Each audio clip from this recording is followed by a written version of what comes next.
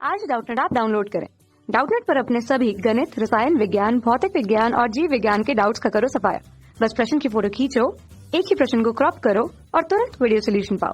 अभी डाउनलोड करें। Hello students, प्रश्न है एक हीमोफिलिक मनुष्य एक सामान्य होमोजाइगस स्त्री से विवाह करता है, उसके कितने प्रतिशत पुत्र हीमोफिलिक होंगे? ऑप्शंस हैं 100%, 75%, 50% या फिर 0%। तो सबसे पहले हम समझ लेते हैं हीमोफीलिया के बारे में। तो हम यहाँ लिखेंगे हीमोफीलिया।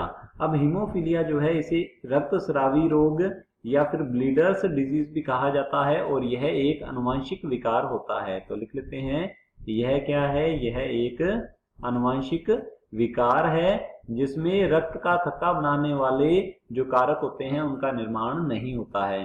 तो हीमोफीलिया जो है इसके लिए उत्तरदायी जो जीन होता है वह पाया जाता है एक्स गुणसूत्र पर, और यह जो जीन है अप्रभावी अवस्था के अंदर होता है। तो हम कह सकते हैं हीमोफीलिया जो है यह क्या है? एक्स सहलगन अप्रभावी। तो लिखेंगे यहाँ पर अप्रभावी विकार है। अब हम जानते हैं कि एक्स जो गुणसूत्र है यह क्या होता है? यह लिंग गुणसूत्र होता है, तो इसे लिंग सहलगन अप्रभावी विकार भी कहा जाता है। तो जो इसका जीन है वह पाया जाता है एक्स गुणसूत्र पर और यह अप्रभावी अवस्था में होता है। तो हम इसे इस प्रकार से दर्शा सकते हैं, जो इसका जो जीन है वह एक्स गुणसूत्र पर है और हीमोफीलिया को दर्शाने के लिए हम यहाँ पर एच लिख देते हैं। तो एक्स एच जो है इस प्रकार का जो गुणसूत्र है जिस पर हीमोफीलिया के लिए उत्तरदायी जीन पाया जाता है उसे एक्स एच से दर्शाते हैं और यही जो है विकार के लिए उत्तरदायी होगा।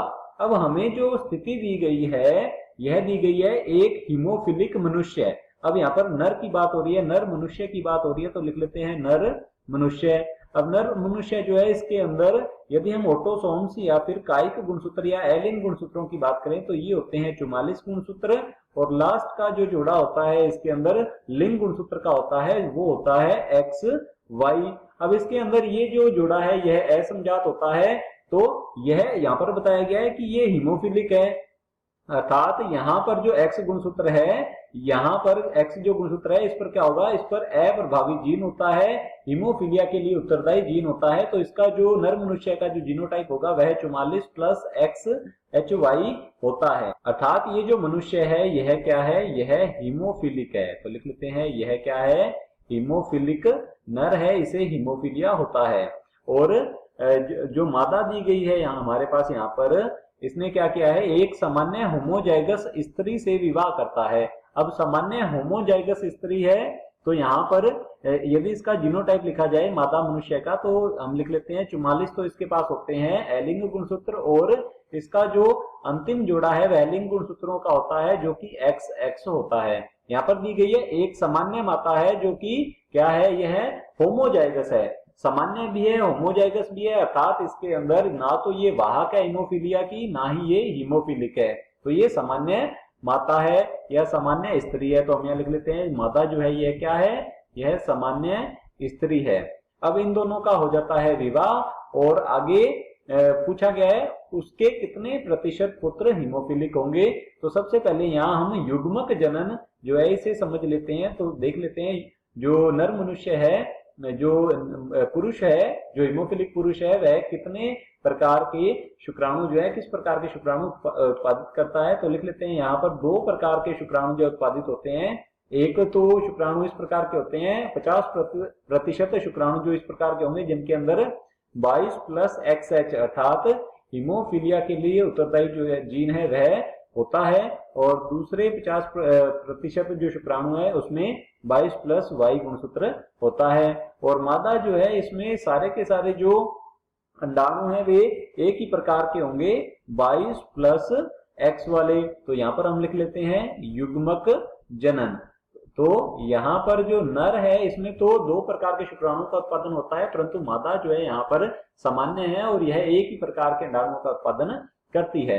अब हम देख लेते हैं इनका संलयन करवाकर। तो संलयन से हम देखते हैं तो जब इस प्रकार के शुक्राणुओं का क्या होता है? संलयन होता है अंडाणु से, ये निषेचित करते हैं अंडाणु को। तो क्या होगा कि जो जीनो टाइप या जीन प्रारूप आता है वह आएगा XHX। देख सकते हैं 22 और 22 44 और XH और X आ जाएगा। तो इस अवस्था में जो पुत्रियां हैं ये वाहक होती हैं, तो यहां हम लिख लेते हैं वाहक पुत्री होती है। इसको हीमोफीलिया नहीं होता है क्योंकि इसका जो एक X गुणसूत्र है इस पर सामान्य जीन पाया जाता है, अर्थात जो स्त्रियां हैं उन्हें हीमोफीलिया होने की संभावना अत्यधिक कम होती है। और इस अवस्था में जब ये 22+Y गुणसूत्र युक्त शुक्राणु अंडाणु को निषेचित करता है तो यहाँ पर जीन प्रारूप जो है यह आ जाएगा 44+XY और ये जो पुत्र होंगे ये सामान्य होते हैं। तो लिख लेते हैं सामान्य पुत्र होते हैं। तो यहाँ पर इस प्रकार की संतान उत्पन्न होती है। पुत्रियां जो है ये क्या होंगी, ये वाहक होती हैं और पुत्र जो है ये क्या होते हैं, ये सामान्य होते हैं।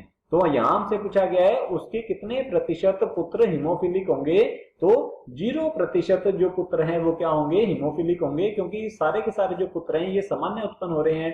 तो देख लेते हैं ऑप्शन की ओर। ऑप्शन ए दिया गया है 100%, तो ये हमारा ऑप्शन जो है गलत होगा। ऑप्शन बी है 75%, तो ये भी गलत होगा। ऑप्शन सी दिया गया है 50%, तो ये भी गलत होता है क्योंकि 0% पुत्र जो है हीमोफिलिक होते हैं, सभी पुत्र सामान्य होते हैं।